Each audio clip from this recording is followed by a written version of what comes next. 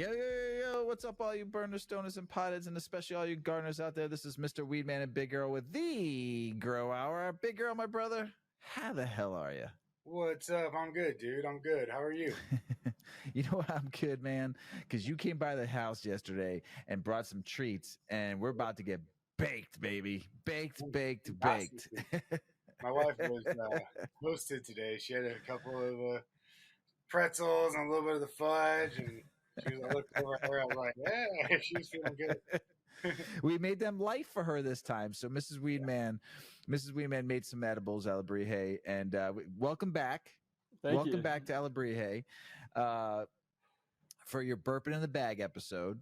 And we're super stoked to have you on. But before we get going on this, Big Earl stopped by the house yesterday, dropped off some goodies, came with the dogs and his wife, and we hang out, smoke some joints, and the dogs, all dogs and his dogs get to play together and get a little pee break while he's driving back to where he lives in Michigan. And Mrs. Weedman came up with two new recipes, just threw one together. One's what was a chocolate covered pretzel. That's nothing, but fucking really good. Yeah, really good though. But she made a vegan style peanut butter cup. Ooh, yeah, it was like a peanut butter infused chocolate fudge almost. Yeah, and infused it. And Big Earl's wife is not a heavy consumer. She likes her edibles, but needs a very low dose. 5 milligrams knocks her out. Sleep. Goodbye.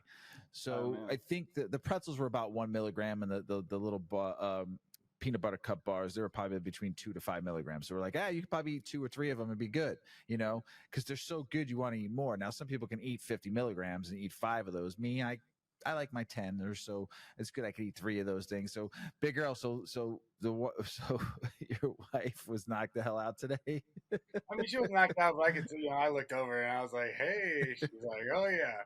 So it was, she had a couple of the pretzels and a nice chunk of the fudge, and we had a nice labor-free Labor Day. There you go. Love it. Alebrije, hey, welcome back, my friend. After we did your first show with us, and then the roundtable with Hummingbird, which was very successful. So thank you for that. And this is your show, Burpin in the Bag. This is the show that we bring you back on again, and you can talk about what you want to talk about. So what's been going on since the last time we talked? Well, thanks for having me back, first off. It's been a pleasure both previous times, so I know we're going to have another good time tonight. We've got a lot going on. It's just turned into September, which is officially our Alebrije's birthday month. Our first drop. Yeah. So we're excited to kind of hit our 1 year mark as far as selling seeds. Last year, our first drop was on September 16th. So we're about 2 weeks out from hitting our 1 year mark. And, it's been overwhelming, the amount of support and, the wins and losses in the grow tents. There's been a lot of failures along the way, but it's been a lot of fun. And so, excited to hit that year mark. I started the projects, years before, so it's been going on for a while. But as far as selling seeds, we're feeling good about what we've done in this first year, and want to continue to grow slowly but surely. And so here we are. So on our birthday, on September 16th, we're doing a little birthday surprise, little drop. Which there's not a ton of things, but we saved. All our packs are individually numbered. So we saved packs number 1 and 2 from all of our first year drops, except for the Colibrena Funk, which Hummingbird actually has pack number 1 because I collabed on it with him. So I gave him number 1. But for all the other strains, we have the pack, at least pack number 1. I think most of them we have pack number 2 as well. We saved. And so we're just going to do a little flash drop and release all those. Since all our strains are just one time, one and done, it'll be a quick chance for people to try to grab one they may have missed. So we're excited about that. Nice. What do you? I saw something. Was that do you have the Nancy Reagan one out? Did that one just come out? The seeds? Yeah, they did just come out. Yeah. Is that what you're talking about? Okay. Yeah. The Nancy Reagan one that I saw. That one came out, a couple weeks ago? Yeah, it was August 1st. Yeah. Okay, yeah, that I think we kind of talked about this a little bit too on a couple of the shows, but that the artwork, man, was pretty fucking fantastic. It was so cool. So, is there any packs left for people out there to know about? Is there any sneaking around, laying around that didn't get scooped up? There may be a couple sneaky packs, but I was going to mention it later. We have a little in-person drop coming up later this fall in Virginia, actually, at Homegrown VA in Richmond. And so I've also been saving a couple little random packs for that little in-person pop-up drop. So I'm not sure. We'll see where things come out. But there'll definitely be some fun rare stuff in the birthday drop, and then Mrs. Alebrije has a few little bonsai style planters she's made. Hell yeah, we're going to be releasing as well. Sweet, I love it. I love it. What are you smoking on right now? I know you like your hash. Yeah, right now I got a little 90 micron purple Zeresso flower rosin. I'm just puffing it in the proxy. Explain to our non-hash users out there what you mean by 90 microns. So that's just like my the bags I'm using for my flower rosin. They have different micron sizes, just basically the particle size that'll flow through it. And I like 90 micron a lot for flower rosin. I think it's kind of the best of both worlds, where I'm getting a pretty like decent yield, but it's pretty clean material as well. I get a lot of like pretty blonde hash, honestly, for flower rosin. This is purple Zeresso, which is actually pretty dark because it was a really purple one, and so some of the anthocyanin kind of like leaks into the oils and things. But in general, I like 90 micron. I like to press at like 180 degrees. I think the low temperature also helps get like a really nice flavor preservation and color. Yeah. Nice. Nice. Big Earl, what are you smoking on? I am smoking on the Stanky Kush Breath today, running through a bunch of those different testers. Very strawberry-y. What about you? And you rolled me up one yesterday. We didn't get to smoke because we smoked Mrs. Weedman strain, and I was good after that big joint that we had. But you left me a fucking honker. Yeah. And it was at the Chem Cheese Haze 20, what? 22, 25? 25. That smelled. That was smelling something special. I love that one. Yeah, it's a fun grow, real dark black flowers. Like, yeah. Someone told me, "Oh, it looks like Halloween." It's like, that's true. What it takes. There you go. But yeah, I love all those ones, dude. The whole Stanky line was nice. Well, the taste in the high, I'm fucking. Oh, I've been ripping since 10 o'clock this morning when I woke up because it is Labor Day and I ain't got no labor going on. So I've been ripping hash since 10 a.m. and then just ripping joints all the way until now. So it's been great. It's been a great Labor Day. Yeah. Labor Day, baby. Definitely. Yeah. So you drop by. This is good, man. This fucking 25 is, man, it's pretty heady. That's good. Yeah. I like it a lot. Can't feel no pain right now. So. My favorite thing about that Chem Cheese Haze line, at least in my hunt, is that it leans like true to the Chem Cheese or Haze. So like you get like one like I think I only had hunted I think 5 or 6 ladies, but all of them it was like, oh, I smell this one way more. Oh, I smell this one way more. I taste that one way more. I don't know. I had a lot of fun. With those. Yeah, they're good. So Alebrije, when you're choosing your strains for hash, do you specifically grow a specific strain for hash, or do you just try new strains you're growing to impress it to see what you like? Or do you have a specific way of what you want for your hash? No, I mean, for me, it's got to just be actually tested out. There's certain times, I mean, you might, looking under a microscope at the trichome heads, you might get a good idea of how it's going to, extract or wash or press. But in general, I like to just press it and see how it goes. some of the really ones that they look incredibly frosty and oily, they just don't press well. And it turns out that they just have really long trichome stalks, and the head itself might not be that big, or it might not have the nice weak neck little trait that helps for good extracts and washers and things. And so it really, I like to just test it out for the first time. But once I do find something, or I do have a fail, that didn't yield well, I'll either stop using that, or maybe I'll grow some more of that, depending on how well it did. Because I have been leaning more towards rosin for my habits and my meds. It's just been kind of a lighter form. Yeah, that's a huge thing when making a plant. It adds a whole another layer to creating a strain, because it's like a plant can be the most fantastic in every way, and if it's not releasing its heads, or you can't wash it, then half the people out there who are a hash person doesn't care. So yeah, that's the best ever, but it's not washing. Yeah, and I have a huge thing. tent right now that I'm working with that's pretty much all devoted to potential washers. The reversal is my tangy Tibaguana, which has been like a proven washer. It's done really well. It's got the weak neck. It's got the big sandy trichomes. That's another great trait, is when the trichome heads don't burst in your hand, when they kind of like will leave that sandy residue. They've got a nice sheath around them, and it's a nice trait for hash.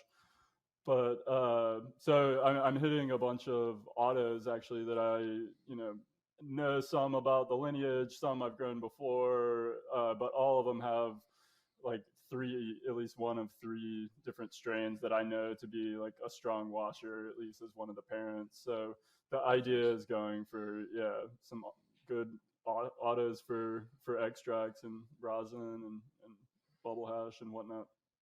Nice. Yeah. So are you doing the flash frozen cold water bath first and then pressing, or are you just pressing straight flour? I'm just pressing dried flour, but dried flour. I will kind of tweak my harvest and my dry if I'm planning to press it. I definitely won't dry it that hard. You still need to dry it to get all the water and all the chlorophyll and whatnot out, but I also won't cure it super long.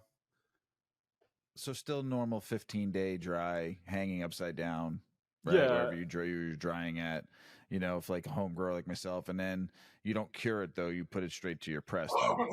Pretty much within that next week to 2 weeks, I'm going to be pressing it after the dry is finished. It's going to go into a jar. It'll sit for about a week. It'll get burped, and but then like by the end of that week, I don't try to cure it very long if I'm going to be pressing it.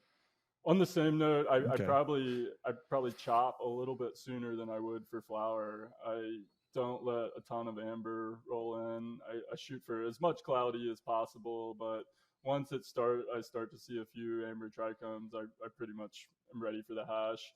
I find on the front end, before you get too much over mature heads, you get a little more terpene profile and more flavor. I think, at least in my experience, in my plants. But you get a lighter colored wax too.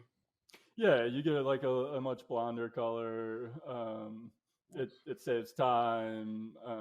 I don't think you're sacrificing a lot as far as the chemistry goes. I mean, when they're turning amber, they're over mature. You've lost some terpenes and you've lost some THC and things.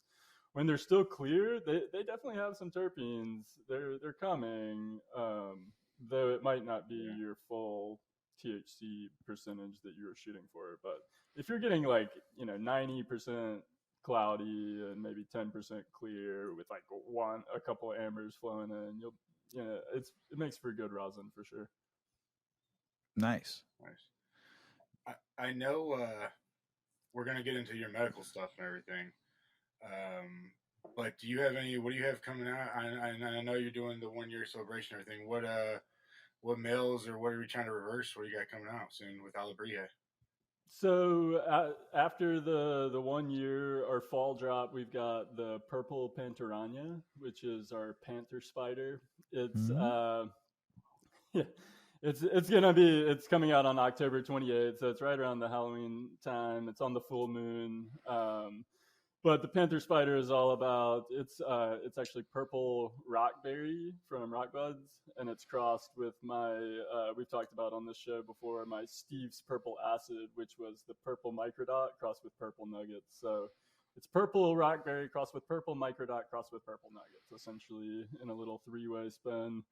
And it tends to be a medium to narrow leaf leaning. It's got like a super piney profile. It smells like fresh cypress or Christmas trees midway through flower. So it's actually going to be kind of a nice one to have around during the holidays anyway.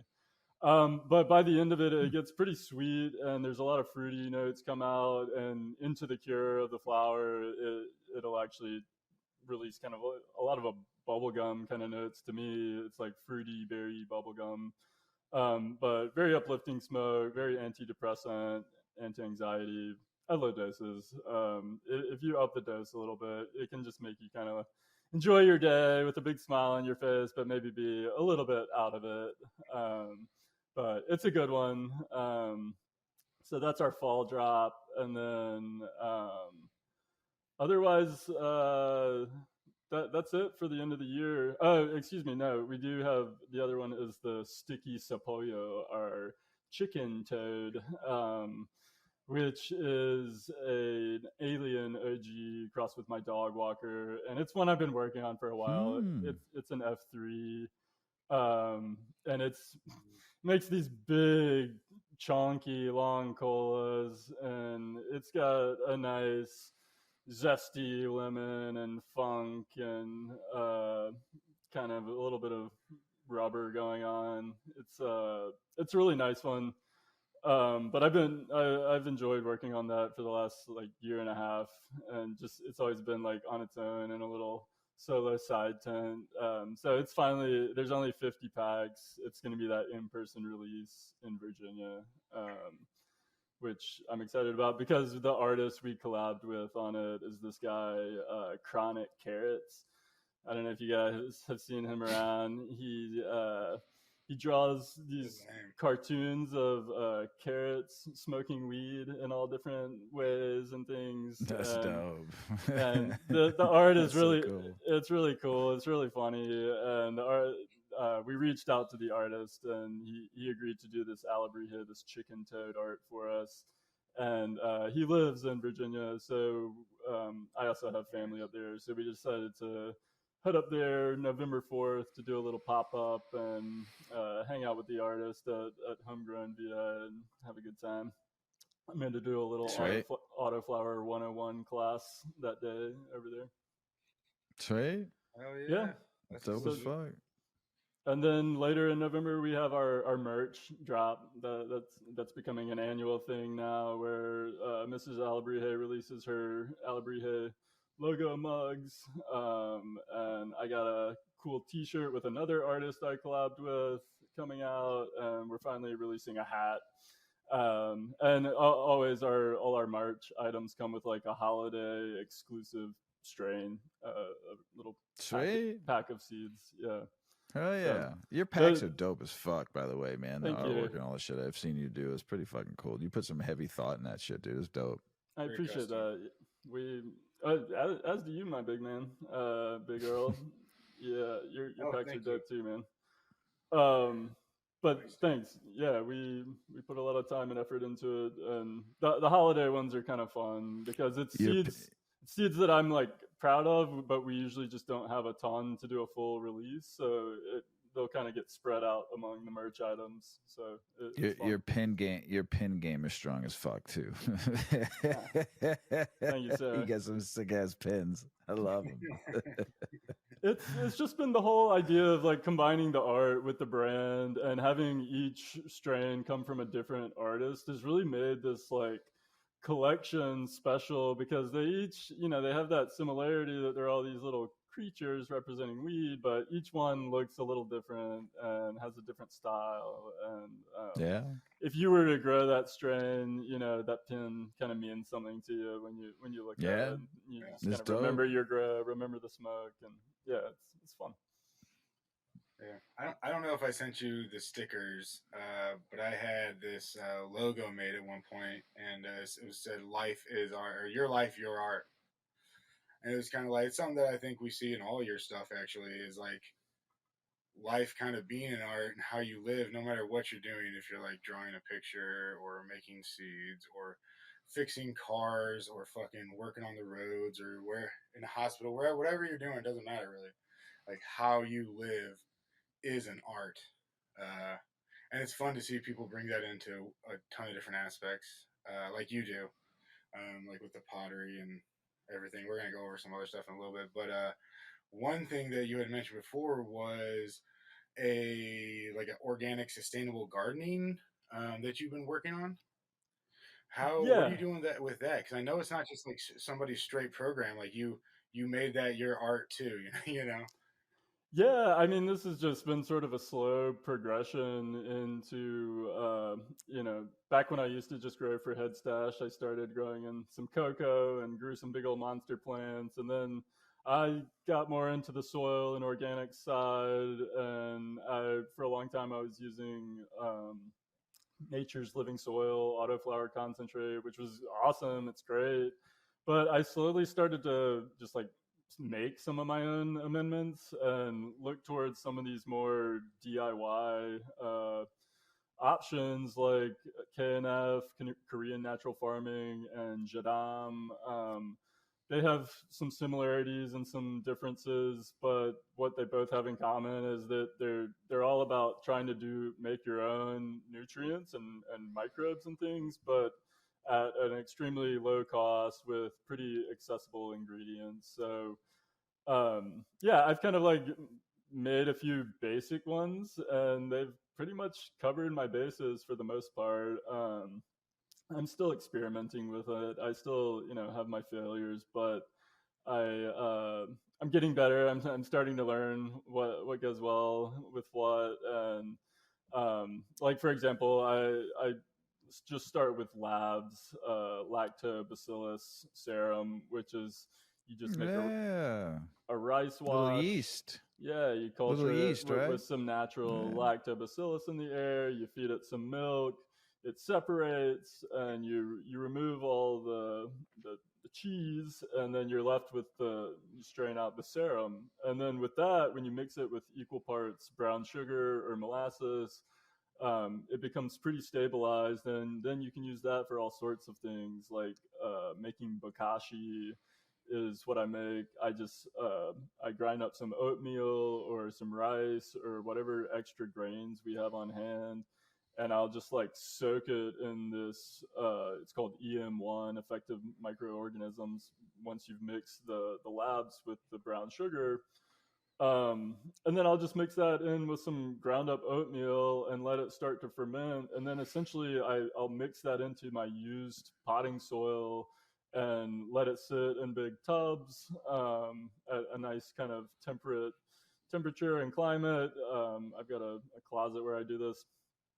And after a few months, the microbes have sort of spread and eaten through all the excess root material, and I'm left with a nice, fluffy, organic potting soil again, which I'll throw in some worm castings and some azomite and a few things to like amend some of the micronutrients and the macronutrients and whatnot. But then I have my other things, I'll ferment comfrey with that same labs brown sugar mixture. Comfrey is just a plant I grow in my garden that reaches deep into the system with its roots and pulls up a bunch of nutrients into its leaves. So I throw that in to ferment, and it extracts all those nutrients in with microorganisms, and then I just put like a milliliter per gallon of this stuff into my watering base, and it's as simple as that, and just sort of tweaking some of the different recipes out there. But you can make calcium and nitrogen and phosphorus and from just ingredients that are around, which is really cool. Yeah, man, you're putting like concoctions and shit together. Like fucking mad scientist meets witchcraft. And we talked about comfrey, not Riley Kirk talked about it in her outdoor garden. She would grow it in her garden outside and then would cut it down. And then it breaks down in the bed. It pulls nutrients up from the ground, like from deeper than most plants' roots will reach, which is really cool. Yeah, that's badass. I Can got you it. give like how do you find out about this? Like, where can someone like you? We're talking about it on the show, but if someone really wants to learn how to do this way, what do they have to read? Like, where did you go? Might have mostly been podcasts and things, honestly. A lot from Shaping Fire podcast. Shangola is really into the living soils and things. There's the Jadam book I have. You can download it online. The PDF is out there if you just Google the Jadam workbook or handbook or something. The recipes are out there. They're pretty simple, or some of them are. Some are more complex. But there's some really easy ones, as simple as like throwing a bunch of fruit and yard waste and things into a bucket filled with water. This is a Jadam method that's anaerobic, and it gets really, really stinky, basically. But it's essentially breaking down in an anaerobic bacteria environment. It's breaking down all those nutrients inside of those, and then you just put some of that in your water as you water the plants. And there's some pretty simple methods out there where you don't need to necessarily be buying expensive bottled ingredients. And if you're trying to make the best natural stuff, you should definitely research some of these methods. Sweet. Yeah. I've told this story, but I literally stuffed a 5-gallon bucket. I had a bunch of males from a hunt. 5-gallon bucket full of weed, water, put it in there for a couple months. Spring came around. I split that up between my 4 flower beds. Didn't use any other fertilizer this year, and that shit banged out. It might have had some food from last year. Like, I didn't get it tested or anything, but I was pretty surprised. I just used the water. I threw the plant material out with my yard waste. It's crazy what you can make. Last year, I made my first fish amino acids, which is you literally just get fish scraps and head and bones and things, which I have a bunch of friends that work at restaurants, and they gladly just gave me some for free. And you essentially just pack it really firmly in brown sugar, and you let it slowly break down and ferment. And it smells pretty gross at times. But eventually you get this nice thick liquid that you strain off, and I mix that in equal portions with my EM1 to make it stable and make it last for quite a while. It was already pretty stable. It's been fermented, but I do it to also sort of add an extra layer of microorganisms and stretch it out a little further, and it makes it easier to dilute as well. But yeah, you just sort of work with some of these basic methods, and you sort of figure out your own system. But because everyone's garden is a little different. Does the flour take on the taste of the stuff what you're adding to it though? Like, does it, like the fish, does it get like a taste to it though? A certain kind of, does it bring out a different taste to the plant? I don't think so. I mean, I have heard that just in general, like having a more diverse set of microorganisms essentially is going to cause a more diverse chemistry within the plant. It's going to have higher levels of terpenes, and perhaps even certain ones might show up at higher percentages that might not have shown up. So it might cause some difference in flavors or effects, but it would be very nuanced, and you'd be a real connoisseur. No, I haven't picked up any off flavors. If yeah, so like in beer, you get off flavors from certain brewing gone wrong, or right. Flavors that people want.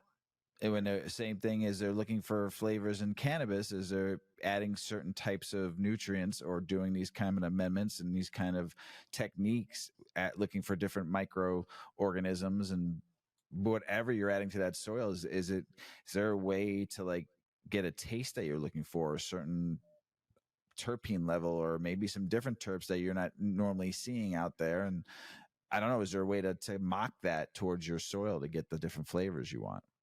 I mean, there is techniques like that they use for produce, right? Yeah. I'm not on that level where I'm tweaking my flavors through my nutrients, but yeah. But is there? I mean, can you? I'm just asking. Is there people theory, doing that, or can it be done?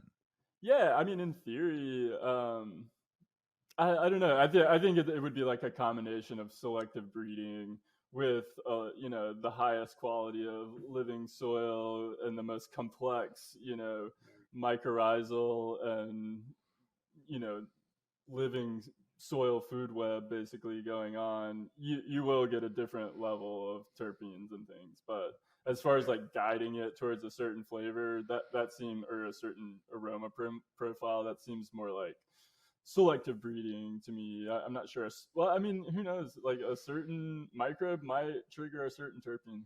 Like we are not that far along. I definitely am no like scientist on that sort of level, but honestly, it's fascinating what we don't know. I think there's some interesting research going on. I'm sure that'd be a really curious one. Yeah, what exactly is the soil makeup doing for the terpene makeup? Yeah. I mean, as pollen chuckers, as the two of you are, when you take two different strains, two different breeds, and you're cloning them together or breeding them together, you're looking for a specific type of flavor profile, right? Terpene profile, flavonoid profile, ester profile, certain kind of look to that plant too. You're expecting from that grow, like from that cross pollination breeding. I mean, there's got to be a way to manipulate the plant in that breeding to get the flavor you're looking for. Right? Yeah. Like that's what I meant. That's what I meant through like selective breeding is like, crossing certain things to create a certain flavor that you might expect. Which I think that's what a lot of people are out there doing.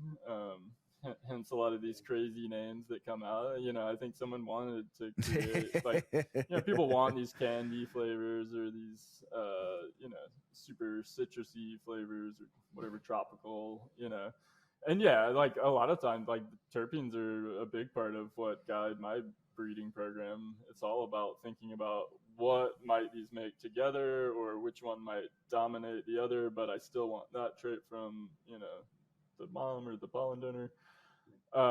Right. Yeah, it's always imagining in your head what it's going to be like beforehand. That's right. Once a home grower buys your breed, though, buys your strain that you created, their flavor is going to be a little bit different than what you have created, because they're using different soil, different nutrients, different light, whatever, to be able to get it's not really always going to mirror exactly the flavor that you created unless they're doing exactly what you're doing.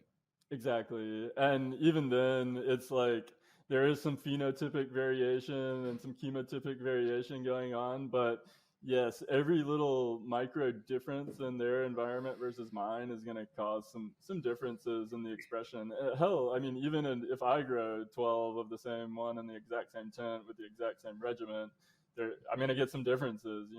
It's just the nature of growing from seed. I mean, that's our job as the breeders, to try to dial it in and try to let the consumer know what to expect. But it doesn't always work like that. But that's the fun of popping seed, in my opinion, versus just a known cutting or clone. It can have a little adventure side to it. But hopefully, I love it. If it's good genetics, you'll know you can expect something good at least. So speaking of genetics and what you've been doing, I got real super excited the last time we talked and we had you on. We were talking about your medically based vision and what you were creating, and your miracle plant genetics. So tell us about this now. I couldn't wait to get back. I couldn't wait to get you back on the show to hear about this. And because like I said, I think we talked to after the show about how I said, he who can create something like this and get more of the cannabinoids in the plant and breed them back in, or breed higher levels of them, or be able to manipulate plants into breeding. Hey, listen, this person doesn't want THC in his plant or her plant. They want more of these cannabinoids instead. He who can do that, or she who can do that one day. So I'm stoked, dude. Tell us what's been going on with this and your miracle plant genetics. I know last time we talked a little about the CBDV. I'm like, let's go. Tell us. Give me the meat and potatoes. I'm waiting. Yeah. So the basics of Miracle Plant is for Alebrije, I was doing some mixed ratio strains. I was doing some CBD and even some CBG projects. And I released one, the Balanced Gatuga, and it was awesome. And it had a lot of people were into it, and I was kind of surprised. I wasn't so sure how many. Sometimes we assume everyone just wants to get as high as possible, in this culture in the weed community, but no, people definitely appreciate their mixed ratios, and I was really thrilled with the response of the CBD project because I personally enjoy using them. They have their time of day or their evening, uses, and so I wanted to work on more of them. But I see Alebrije as more of this fun recreational side paired with the art a lot, and it's fine to throw in a mixed ratio here or there, but I wanted to start making like a lot of them. Like you said, I wanted to start going wild with my experiments and throwing every, various like high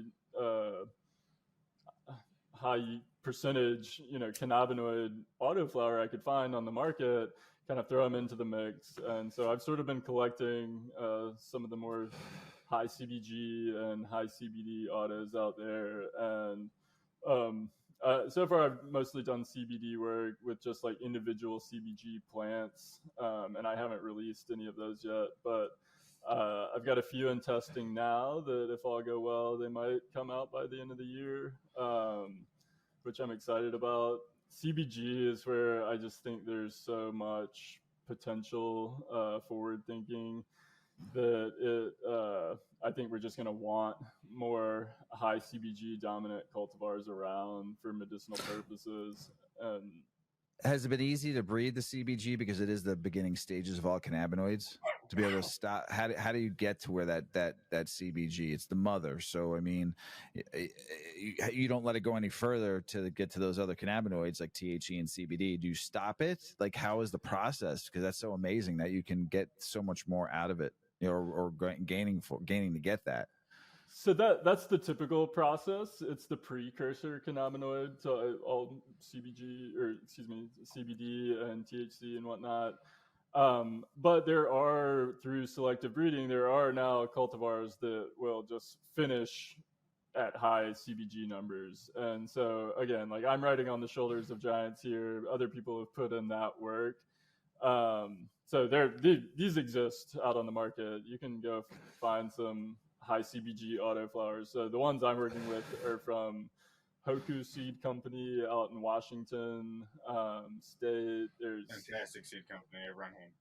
Yeah, he's a really cool dude. He just gave me these a few years back, and I've been like slowly incorporating them into projects and trying them out. And CBG is really interesting. It's there because the trichome heads themselves are just not sticky. They're very brittle, and it's almost like that sandy hash trichome head quality I was talking about earlier. They just don't bust, and there's no it's not a sticky quality. So you kind of know it's there in decent quantities. But Grow the Revolution. I've got some as well, CBG Force from Dutch Passion. But I'm planning to this is my next run after my current finishes, is going to be a CBG film run with pretty much all the cultivars I've worked thus far, incorporating Hoku's CBG into it. So I'm going to back cross it, as well as hit some of these other full CBG dominant cultivars. And these are testing at, 15 to 18% in the buds, and hell yeah, around like 8% in the larf and the trim and things. So it's not. That's good, man. They're no slouch. That's substantial right there. Yeah. So that's where I really want to focus my attention. But at the same time, there's also going to be a lot of my mixed CBD projects and high CBD projects in with these sorry, I'm getting tongue twisted over saying CBG and CBD, but CBG, cannabigerol, is going to be the fem pollen donor, and it's hitting a lot of other cannabigerol strains, but there are also going to be some cannabidiol CBD strains in the mix as well. And a lot of these are mixed ratios with THC strains I've already made. So the goal is essentially what you were talking about, is trying to develop the most complex and various levels of these ratios, while at the same time, then we'll be sending them out at various generations once I've tested them and we're happy with them. And then along with it goes a questionnaire for the grower patient who's using it.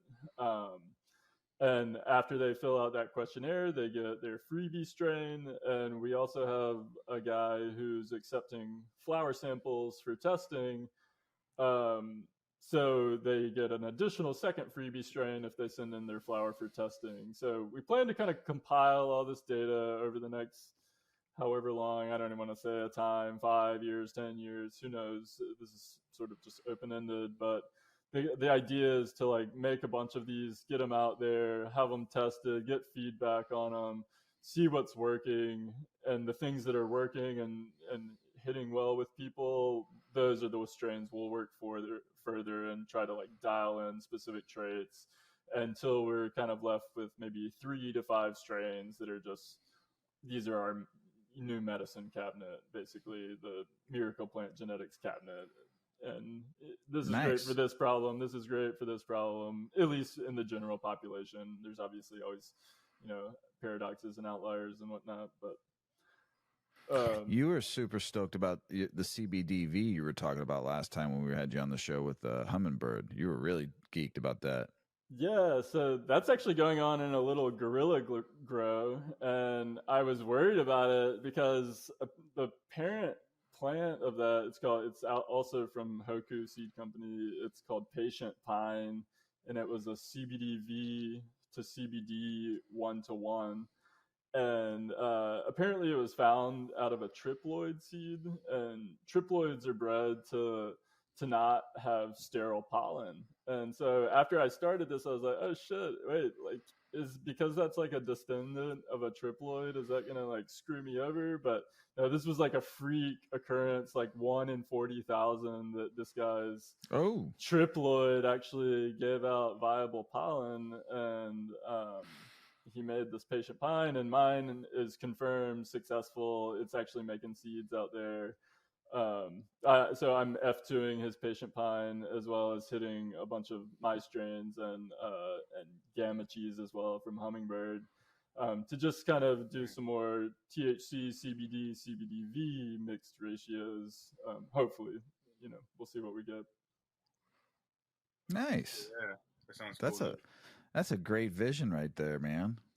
Yeah, it's a lofty long-term thing, but the goal is to just try to help people along the way. I don't think we're doing any harm along the way. Trying to help people find, what cannabinoid profile might work best for their certain ailment or, whatever. I mean, I love CBG. I mean, I was laid up for about 6 days 2 weeks ago. My back went out, and I just took a CBG gummy twice a day and a THC gummy twice a day, and then smoked the hell out of some hash and every other smoke I smoked. But that CBG is great, man. It took that inflammation away. Like, it got me not to 100% right away. I mean, I was on my ass, but I was able to get up to go to the bathroom. Let's just put it that way. No, it's great for pain, inflammation, anxiety, those type of things. But I think like the real promise with CBG is in its like ability to fight cancer cells, and it's like it acts like THC in that it'll actually kill and eliminate some of these cancer cells in extremely high doses. But that's where THC it's rough for these cancer patients to like take the high doses of Rick Simpson oil or whatnot necessary to actually start like combating and killing off these cells. But they basically just have to do it at night because they kind of just get comatose. They get so high. But with CBG, in theory, it's not non-intoxicating. So You can take super high doses throughout the day, and it's got a lot of promise for cancer and as an antibiotic that won't build up resistance as current pharmaceutical antibiotics do. So love it. I was saying, man, I wish I super could cool take more. applications. Yeah. I was taking 20 milligrams a day. I swore I could probably take about 50 to 100 milligrams to really get the real good dosage of it. So I'm looking forward to getting some of that from you one day. Hell yeah! No, it won't be long. Hopefully, our first THC CBG will be out by. I'm testing it now. If I like it, it'll be coming out by the end of the year. Sweet. Hell yes, dude. Supervision, man. I love it. I don't know. I hope this isn't like a super rookie question. If somebody took large amounts of THCA, do they still find themselves getting? Does that still fight cancer like you were just talking? And people find themselves getting high still, or do we know that? THCA. So THCA is an interesting one that like your liver enzymes can end up causing it to still convert into 11-hydroxy THC. Which is what happens with edibles in general. I've actually, one time in Australia, I was getting on a flight and I realized I had weed on me and I just like ate the raw weed. And I didn't think I was going to feel much, but then I got into Melbourne and we're like driving out to this restaurant out in the country and I just start getting like one of the highest I've ever gotten in my life. And I wasn't expecting it at all, which was a fun little surprise, but, so no, I couldn't speak to that honestly. Like most of what I know as far as the cancer research and whatnot is all via the research of Dr. Ethan Russo. Just listening to him and on podcasts and watching him on YouTube and stuff talking about it is where I've learned about it. Yeah. Nice. Yeah, I don't know why I had that random thought. I just like Keef pills or some shit. I don't know. I mean, who knows? You know, and CBGA is also the precursor of CBG. So it's also being studied quite a bit at the moment. I think we're still not able to like fully grasp the potential of these, but they're starting to, come into clear picture of, I think at least the people working for the pharmaceutical companies are clearly studying and researching the potential of some of these. Yeah, it's a fun time, dude. Even for growing, you were talking about flavor before and changing it and stuff, and it's like all our advancements in organics from like really just our new ways of breaking down organic foods, from yeast to funguses to bacterias to we've like harvested and created all of them for to be purchased and to use or to make yourself, and it's badass. People didn't learn a lot of that not too long ago.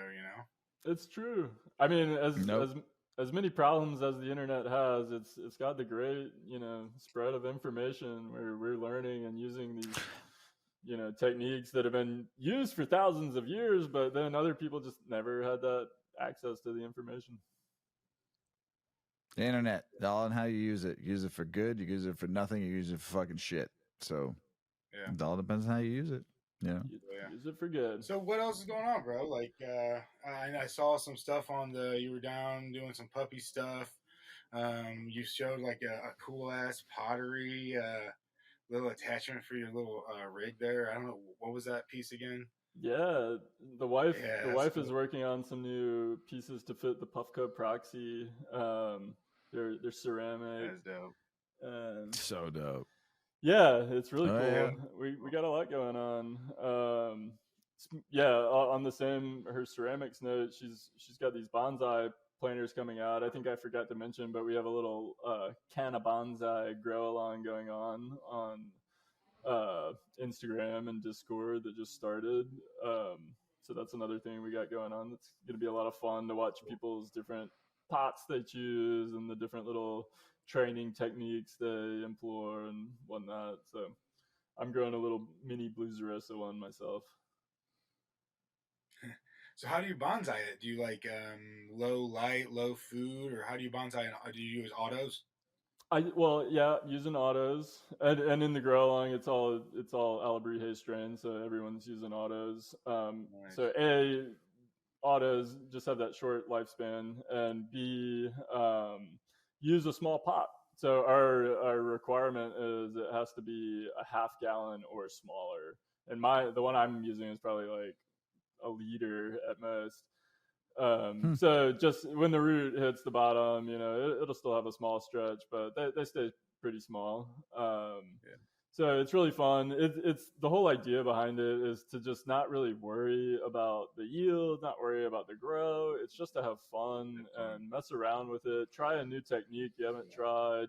Try a new training. Top it if you want, or bend it over to the side. Or I've done ones where I planted it on top of like a crystal and had the roots growing over it, and then kind of like removed a little solo cup and washed off the excess soil to show the exposed root growing over the crystal and things. It's just a time to have fun that you wouldn't normally do in your grow, where you're focused on growing your stash or your medicine or whatnot. This is just for fun, and it's honestly makes a really nice little aesthetic. Once mine's to a pretty good point, I usually like take it out of the tent and just bring it in the kitchen, and we let it sit for its last month. Sometimes we don't even smoke it. Sometimes it's just literally just for visual appeal to have around. They're really fun to just watch grow. Sweet. Like your solo cup, Mr. Weedman. Mm-hmm. Yeah. Solo cup's fair game. Might not have the full, aesthetic we're going for, but yeah. I got a little solo cup guy in my window that it's been there. It was a clone, and Big Earl and I were talking yesterday about it. I didn't have a setup to do clones, so I just tried it, and they went a budding because I was in flower. So I took one of them and I put it on my windowsill, and the shit's still there, growing, still budding, still looking pretty. It's what I got growing right now, a little window clone in a solo cup. That's what I do. Yeah, I'll move it to like a window in the kitchen, and it'll just sit there for a while. And yeah, it's fun. Don't you enjoy just looking at it? Yeah. Every morning, so I can get a little water. Yeah, it's nice. I'll probably, because I got my next grow coming here in a couple weeks, so getting the tent ready and stuff. Everything's all dried up and everything's done with drying and stuff and in jars, so I can start my next grow. I'm gonna grow that Alebrije strain that Big Earl there has given me some beaners, so I'm excited. Yeah, super stoked. Pictures of the ones I got going. They're fun. Yeah, I'm looking forward to it. Plug away, man. Plug away. Tell us what you got coming up, where we can find you, what's your tags, your handles, and dude, it's super great to have you back on for Burpin in the Bag, man. It was fucking awesome. I just got to get baked on this show, so it was great. It was a blast. Love chatting CBG, love chatting organic gardening, all my favorites. We got our birthday drop coming up in 2 weeks on the 16th. You can find it on our website, alebrijegenetics.com. And I want to shout out to you guys. Shout out to Big Earl. I forgot to mention I've got some of Earl's plants in my tent right now. So they were regs. So I've ditched the males, and I've got one really good looking peach stomper, and I've got two Florida peaches that are looking really nice as well. Oh, that's a good strain. I got some on my table right now in a jar, looking at me with my name written all over it. Yeah, that's a good strain. Really good. Those are going to be getting hit with my tangy Tibaguana, so I'm pretty excited for those. I got a couple years going too. But the J, and I'm a bad plant dad. The JKF2, I can't remember what the JK stands for. Oh, that's the Juicy Clone. Yeah. Bro, all of them are looking really, really, really nice. Nice. So I'm excited for those for sure. I might throw one in a tent and try to reverse one of the other ladies. Hell yeah. Excuse me. But sorry. I just wanted to shout Big Earl out he sent me a bunch of beans recently. So as I was going through my shout outs, he was top of the list. thanks to you guys. We've got the fall drop coming up, then the homegrown Virginia drop in November 4th, then our merch drop November 27th. And yeah, join our bonsai grow. I appreciate you guys. Hell yeah. Hell yeah. Hell yeah. Holiday gift season just in time for the holidays, man. I love it. Yeah. Alebrije, hey, man, we love having you on, man. We appreciate you, brother. We really do. Come back on again for Burpin the Bag. And we look forward to talking to you more in the future and seeing what you got coming out. And like I said, we'll never know what happens sometime next year. Maybe we'll have you back on again for something else. It'd be fucking great figuring out, especially learn about the medical miracle stuff I'm excited about. Oh, yeah. Hell yeah, anytime. Appreciate it. Big Earl, man, you got anything else to say? Guys, I know you're probably tired of hearing it. I'm going to keep preaching it, though. You can't forget your cow mag. Add it, triple it, double it, whatever you need. You're going to see progress. Everybody out there in the world, don't forget the cow mag. Peace!